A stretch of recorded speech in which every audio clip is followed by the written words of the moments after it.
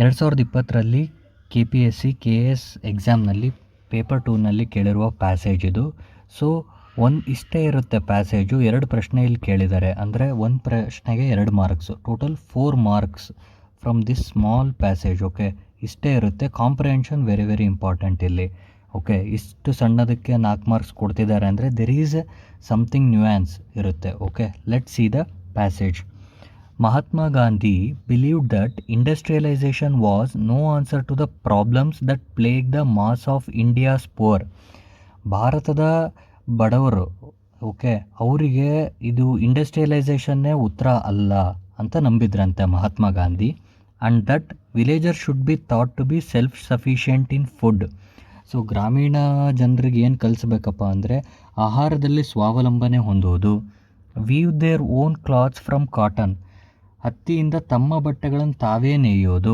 And eschew the glittering prizes that the 20th century so temptingly offers. ಇಲ್ಲಿ eschew ಅಂದರೆ ತ್ಯಜಿಸೋದು ಅಂತ. So 20ನೇ ಶತಮಾನ ನೀಡುವ ಕಾಣಿಕೆಗಳನ್ನು ನಾವು ಒಟ್ಟಾರೆ ತ್ಯಜಿಸಬೇಕು ಅನ್ನೋದನ್ನ ಕಲಿಸ್ಬೇಕು ಅನ್ನೋದನ್ನ ನಂಬಿದ್ರಂತೆ ಇವರು. Such an idyllic and rural paradise did not appeal to those who inherited the reins of political power. ಈ ಅಧಿಕಾರದ ಚುಕ್ಕಾಣಿ ಹಿಡಿದವ್ರ ಮನಸ್ಸಿಗೆ ಈ ಗ್ರಾಮೀಣ ಸೊಗಡು ಭರಿತ ಸ್ವರ್ಗವು ಅವ್ರ ಮನಸ್ಸಿಗೆ ಇರಲಿಲ್ಲಂತೆ. ಓಕೆ, ಈ ಪ್ಯಾಸೇಜ್ ಇಷ್ಟು ಹೇಳ್ತಿದೆ. ಬೇಸಿಕಲಿ ಕೈಗಾರೀಕರಣದ ಬಗ್ಗೆ, ಗ್ರಾಮೀಣ ಜನರ ಬಗ್ಗೆ ಮಾತಾಡ್ತಾ ಇದೆ. ಯಾವ ರೀತಿ ಅವರು ಸಮಸ್ಯೆ ಬಗೆಹರಿಸಲ್ಲ ಇದು, ಗ್ರಾಮೀಣ ಜನರು ತಮ್ಮ ಆಹಾರ ಸ್ವಾವಲಂಬನೆಯಲ್ಲಿ ಯಾವ ರೀತಿ ನಂಬಬೇಕು ಅಂತ ಹೇಳ್ತಾ ಇದೆ. ಸೊ ಇಷ್ಟು ಈ ಪ್ಯಾಸೇಜ್ ಅರ್ಥ ಮಾಡ್ಕೊಂಡ್ಮೇಲೆ ಪ್ರಶ್ನೆ ಏನು ಕೇಳ್ತಿದ್ದಾರೆ ನೋಡೋಣ. Gandhiji's views oppose the industrialisation of villagers. ಗಾಂಧೀಜಿಯವರು ಗ್ರಾಮೀಣ ಕೈಗಾರೀಕರಣವನ್ನು ಯಾಕೆ ವಿರೋಧಿಸೋಕ್ಕೆ ಏನು ಕಾರಣಪ್ಪ ಅಂತ ಕೇಳ್ತಾ ಇದ್ದಾರೆ ಇಲ್ಲಿ. It would help the poor and not the rich. ಈ ಪ್ಯಾಸೇಜಲ್ಲಿ ಶ್ರೀಮಂತರ ಬಗ್ಗೆ ಮಾತಾಡೇ ಇಲ್ಲ, ಇಲ್ಲಿ ಭಾರತದ ಬಡವರ ಬಗ್ಗೆ ಅಷ್ಟೇ ಮಾತಾಡೈತಿ. ಹಾಗಾಗಿ ನೀವು ದಿಸ್ ಈಸ್ ರಾಂಗ್, ಆಪ್ಷನ್ನೇ eliminate ಮಾಡಿಬಿಡ್ಬೇಕು.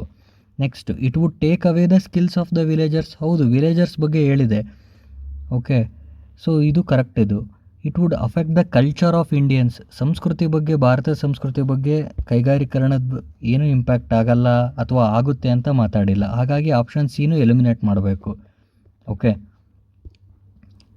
Next, it would undermine the beauty of the villages. ಹಳ್ಳಿಯ ಸೌಂದರ್ಯದ ಬಗ್ಗೆನೂ ಏನೂ ಮಾತಾಡಿಲ್ಲ ಇಲ್ಲಿ. ಇದು ಕರೆಕ್ಟ್ ಆನ್ಸರ್ ಓನ್ಲಿ ಬಿ.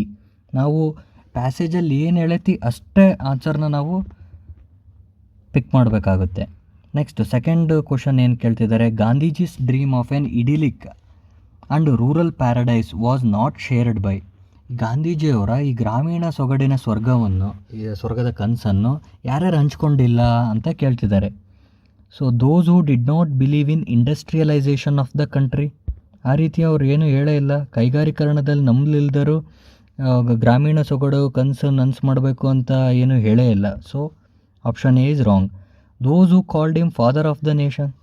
ಅರೆ, ಗಾಂಧೀಜಿಯವರು ಭಾರತದ ಪಿತಾಮಹ ಅಂದಿದ್ದಕ್ಕೆ ಸೊ ಇವರು ಗಾಂಧೀಜಿಯವರು ಏನೋ ಕನಸು ಈಡೇರಿಸಲ್ಲ ಅಂತ ಏನೂ ಹೇಳಿಲ್ಲ ಈ passage. Those who inherited political powers after independence. ನೀವು ಲಾಸ್ಟ್ ಪ್ಯಾಸೇಜ್ನಲ್ಲಿ ಲಾಸ್ಟ್ ಪ್ಯಾರಾಗ್ರಾಫ್ ನೋಡ್ಬೋದು. Those who inherited the reins of political power.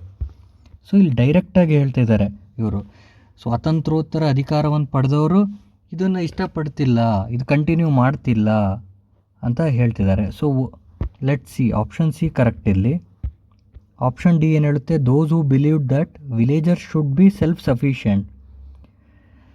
ಗ್ರಾಮಗಳು ಏನೋ ಸ್ವಾವಲಂಬಿ ಆಗಬೇಕು ಅಂತ ನಂಬಿದವರು ಗ್ರಾಮೀಣದ ಸೊಗಡ ಕನಸನ್ನು ಹಂಚ್ಕೊಳ್ಳಲ್ಲ ಅಂತಲೂ ಹೇಳೋಕ್ಕಾಗಲ್ಲ. ಸೊ ಇದಕ್ಕೆ ಕರೆಕ್ಟ್ ಆನ್ಸರ್ ಓನ್ಲಿ ಸಿ.